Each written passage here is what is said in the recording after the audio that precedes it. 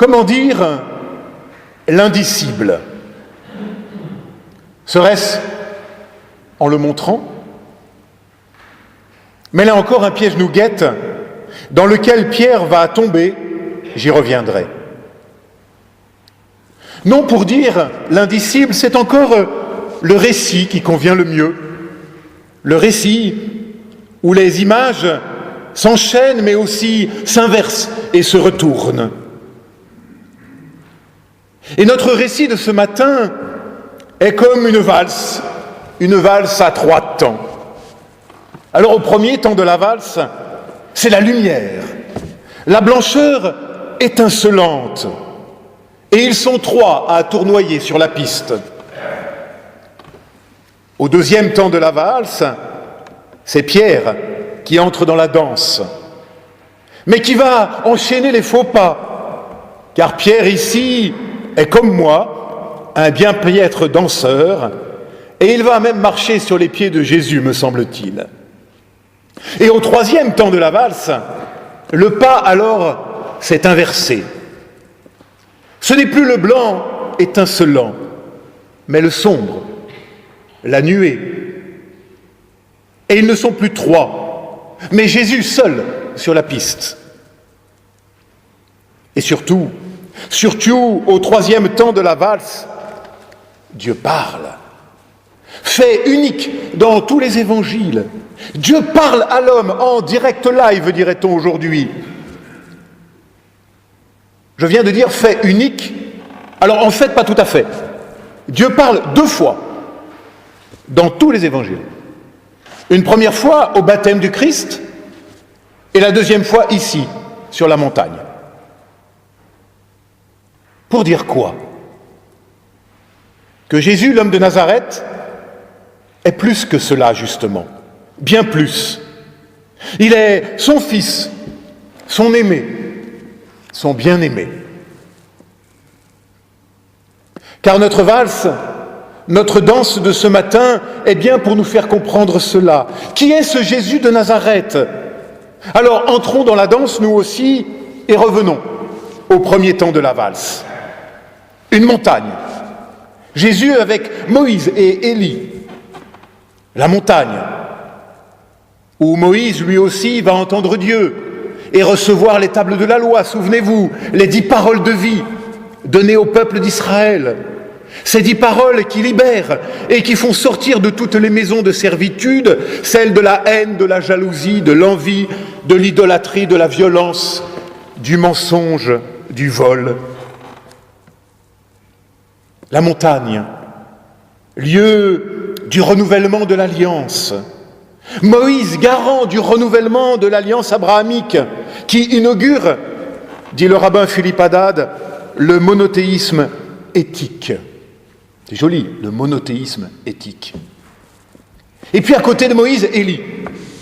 Élie est là, lui aussi. Élie, le prophète par excellence, celui qui, également, entendra Dieu et rencontrera Dieu sur une montagne. Celui qui surtout, et nous l'avons entendu, ne mourra pas et sera enlevé devant les yeux médusés d'Élysée sur un char de feu.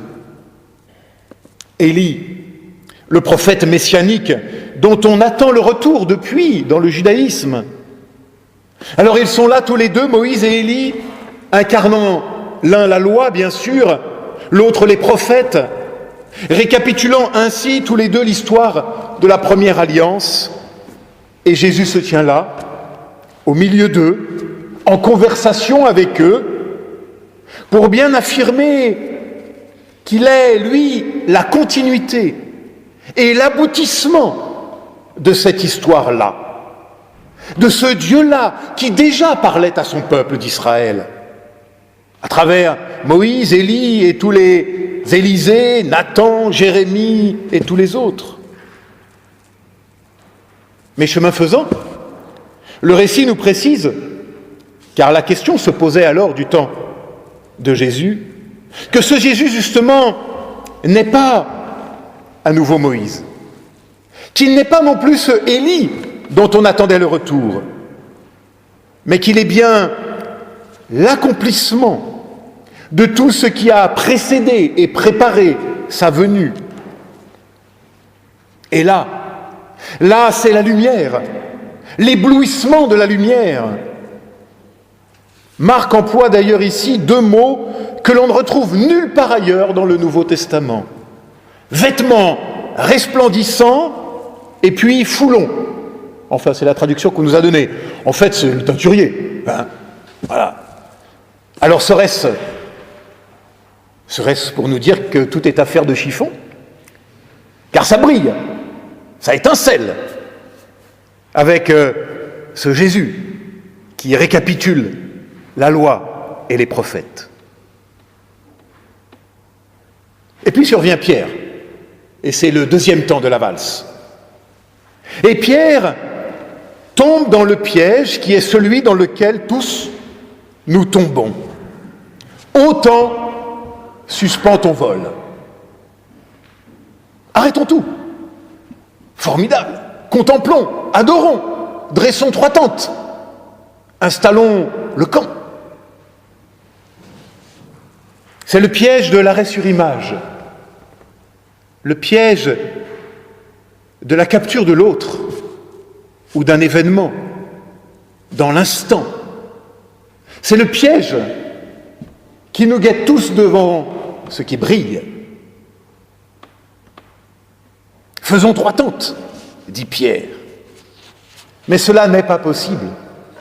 Cela est impossible car Dieu est mouvement incessant de la vie vers la vie, de l'amour vers l'amour, du don vers le don. Et celui qui est le chemin ne peut se laisser ainsi réduire, ni capturer par l'espace d'un instant, ni celui d'une tente. Car le problème avec tout ce qui brille, c'est que cela risque de nous aveugler et de nous immobiliser. Vous savez, c'est comme le lièvre qui est pris dans le faisceau des phares de la voiture en pleine nuit, il se retrouve ébloui et du coup il ne bouge pas, quitte à se faire écraser. Bon, ça c'est une parabole pour les campagnards ici présents, hein, voilà. Les Parisiens, vous imaginez. Et puis Pierre veut faire trois tentes, nous précise le texte, une pour chacun. C'est qu'il n'a pas compris que Christ récapitule tout cela et qu'il suffit, lui, désormais, seul. Et c'est le troisième temps de la valse, où Christ se révèle seul. Mais là, plus de blancheur éblouissante. Non, au contraire, c'est la ténèbre, la nuée, le sombre. Fini le piège de ce qui brille.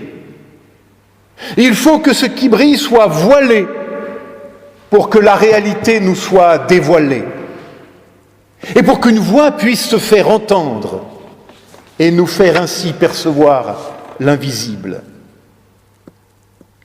Et alors, nous pouvons redescendre vers la vie. Mais en fait, d'abord, redescendre vers la mort.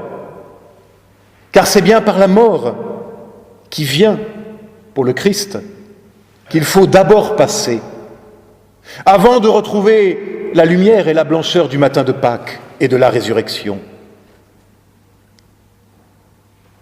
Il y a là, me semble-t-il, le mouvement central, le pas de cette drôle de danse de la transfiguration.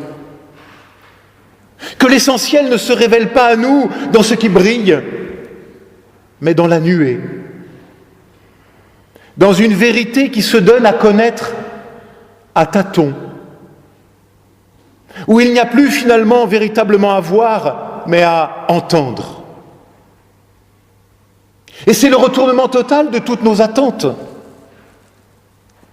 Et notre tradition luthérienne place, à juste titre me semble-t-il, et elle est la seule à le faire, à le mettre là, cette fête de la transfiguration, non pas en plein été, mais ici au cœur de l'hiver, et surtout dans l'articulation entre le temps de Noël et de l'Épiphanie, et puis le carême, qui commencera dans quelques jours.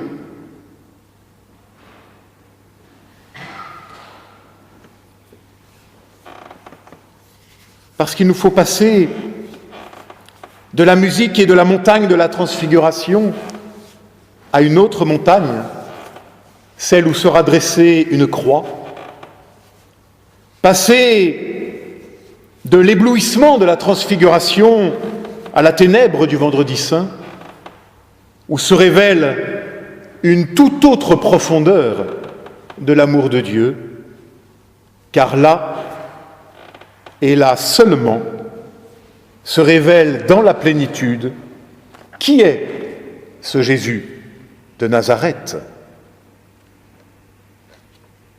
Ainsi, ce récit de la transfiguration fait bien charnière entre Noël et le carême et la passion à venir. Mais un mot encore, nous l'avons prononcé plusieurs fois, transfigurer. Transfiguration donc. Un petit mot rare lui aussi en grec, qui n'apparaît que 4 fois dans le Nouveau Testament et qui a donné en français, vous connaissez tous ce mot, métamorphose, en grec métamorphéo. Alors tout serait donc finalement, malgré tout ce que je viens de dire, une question de forme et donc de voir. Mais nous le savons désormais, il ne suffit pas de voir. Il faut encore qu'une parole vienne donner sens à tout cela. Et quelle parole! C'est la parole du baptême. Tu es mon fils, mon aimé. Mais Marc nous dit ici que la voix du ciel précise ce qu'elle ne disait pas au moment du baptême. Écoutez-le. Marc nous dit qu'il faut non pas contempler, mais écouter. Et tout est là, me semble-t-il, pour nous aujourd'hui, dans cette injonction, écouter. Voilà notre vocation, notre chance, notre exigence aussi. Écoutez-le. Être des hommes, des femmes qui tendent l'oreille, qui nous mettons à l'écoute d'une parole autre, d'une parole qui nous déplace, nous décale.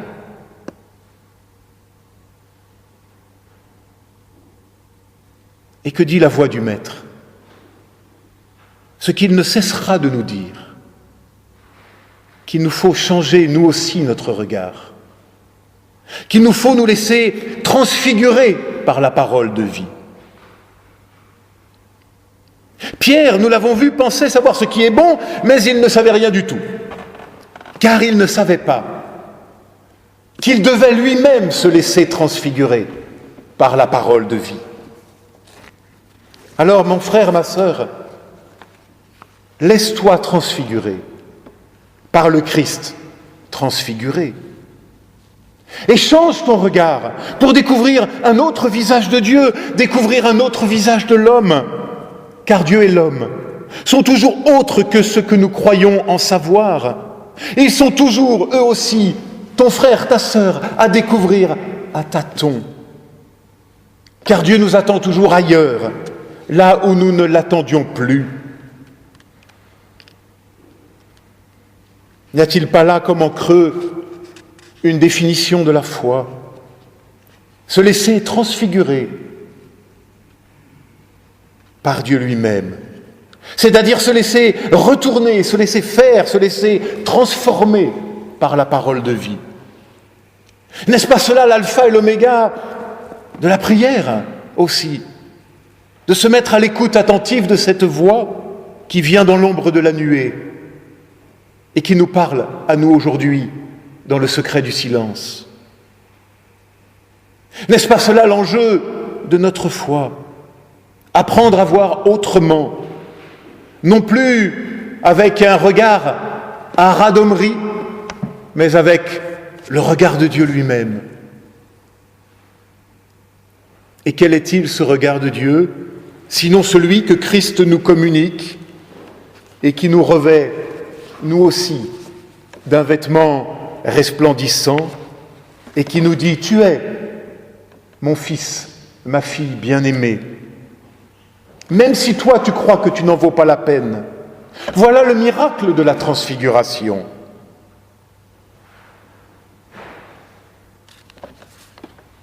J'entends certains parmi vous se dire, ça y est, il a dérapé, je ne suis pas le Christ, vous n'êtes pas le Christ. La transfiguration, c'est bien du Christ qu'il s'agit.